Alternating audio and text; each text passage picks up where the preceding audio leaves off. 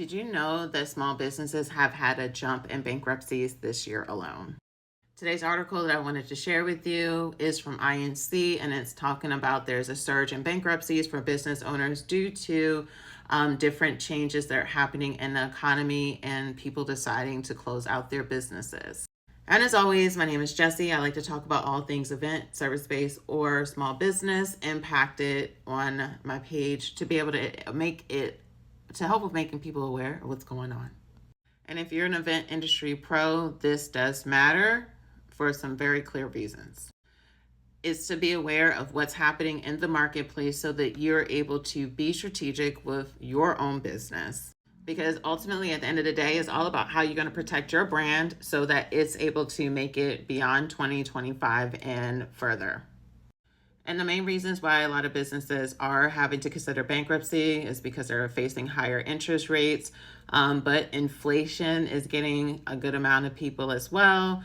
And the thing is that people are even pulling out debt. And when you have the debt that they're pulling out, it's just putting them in a squeeze, especially if their revenue is being impacted. And as we learned, the effective tariffs did not even go into place until on the 9th, so a day ago.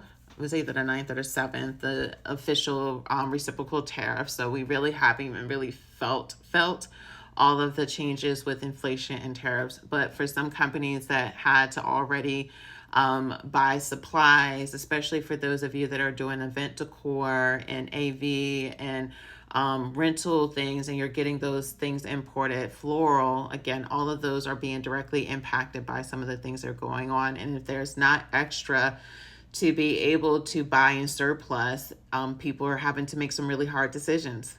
And so the article, it does share about it's gotten harder for people to file bankruptcy due to some changes for businesses that are making under 2.7 or have under 2.7 million in debt. So I do recommend for those of you that are considering it to see what that means for you and your business if you are thinking about it.